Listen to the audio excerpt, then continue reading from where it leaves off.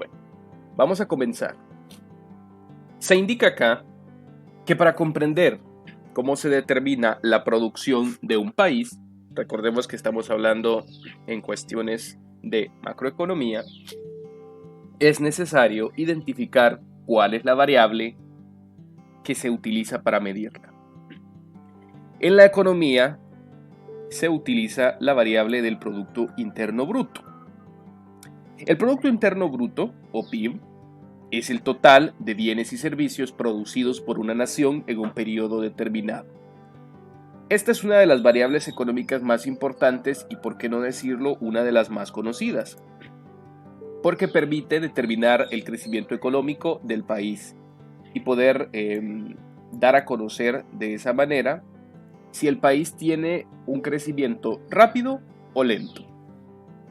¿Cómo se calcula? Bueno, se calcula valorando la producción total en un periodo determinado y se suman los totales. A continuación, en este libro, se explica a detalle el cálculo y obsérvese cómo todos los componentes representan un ciclo que se denomina flujo circular del ingreso y del gasto. Ahora bien, para determinar esto es necesaria una fórmula. Para poder determinar el valor de la producción se puede analizar desde dos perspectivas, aunque al final ambos cálculos son iguales, según indica el autor.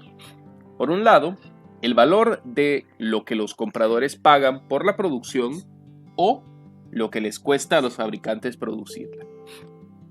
El cálculo general del Producto Interno Bruto, utilizando su fórmula, es el siguiente. Producto Interno Bruto es igual a consumo en general de las familias, más inversión, más gasto gubernamental, más exportaciones netas.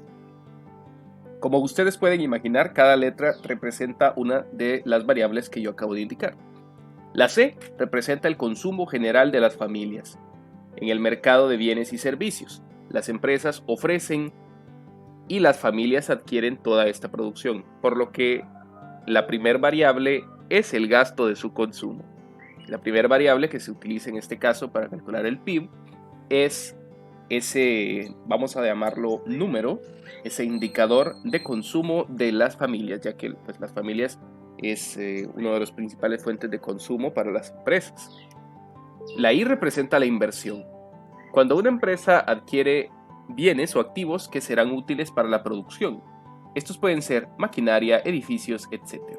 Cuando como empresa se compran estas cuestiones, estas se consideran una inversión, no un gasto, ni se considera literalmente un consumo.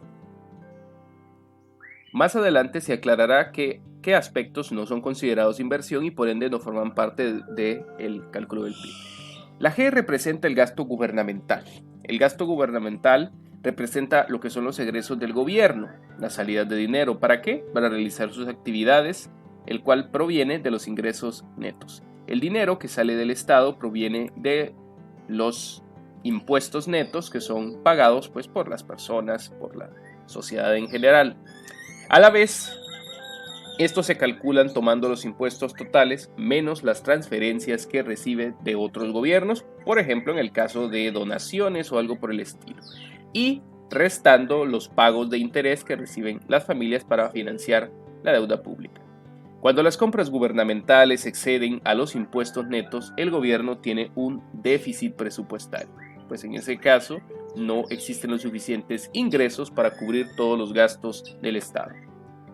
Y la X con la N representa las exportaciones netas. Recordemos que exportar es vender o enviar productos para su venta en el extranjero. Para calcular este componente debe restarse al valor de las exportaciones el de las importaciones. Recordemos que importar es traer productos del extranjero para que sean comercializados dentro del país.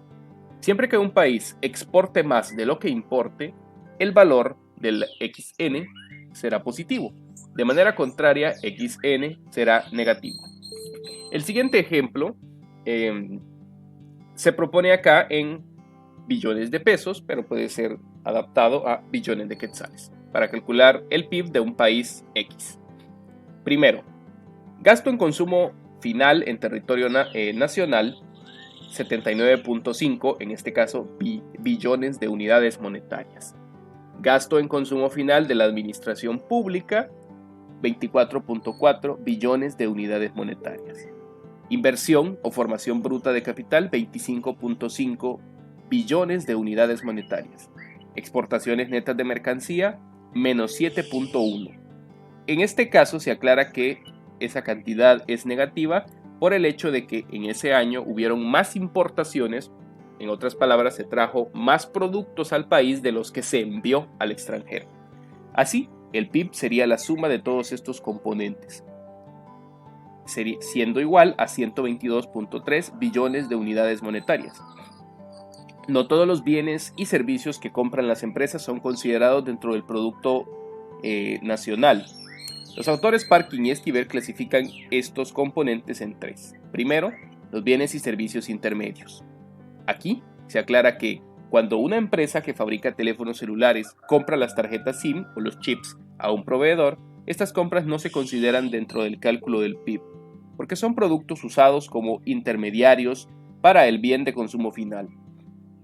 Así se evita una doble contabilidad, porque al final estos chips están en el precio del teléfono celular. Entonces, en este caso, estos chips no contarían para colocarlos como un agregado al producto que estamos calculando, al Producto Interno Bruto. Los bienes usados tampoco. ¿Por qué? Cuando una persona adquiere un automóvil usado, esta adquisición ya no se contabiliza en el PIB, debido a que ya fue considerada en el año en que se compró de agencia. Si yo compro un auto usado, no debería de contabilizar eso en el Producto Interno Bruto porque ya otra persona lo compró antes y fue su primera dueña. Y esa persona, cuando esa persona lo compró, en ese momento sí tuvo que haberse registrado en la contabilidad del Producto Interno Bruto. Y los activos financieros. Los activos financieros son bonos y acciones emitidas por diversas empresas, pues estos se utilizan para diversos medios que se tomarán en cuenta en el PIB cuando se conviertan en inversión o en consumo. Mientras tanto, aún no. Este que vemos acá es el diagrama del flujo circular y demuestra cómo interactúa el ingreso y el gasto en la economía. El gobierno, que es el que está en medio acá, es el sector que está entre las familias y las empresas. Las familias compran bienes y servicios que las empresas ofrecen, quienes a su vez invierten para la producción de los mismos.